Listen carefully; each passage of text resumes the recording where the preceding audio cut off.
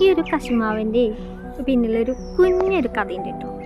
അതായത് എൻ്റെ ചെറുപ്പത്തിലൊക്കെ ഞാൻ സ്കൂളിൽ പോകുന്ന സമയത്തൊക്കെ ഇങ്ങനെ ഒരു കശുമാവ് ഉണ്ടായിരുന്നു ഞങ്ങളുടെ വീട്ടിൽ.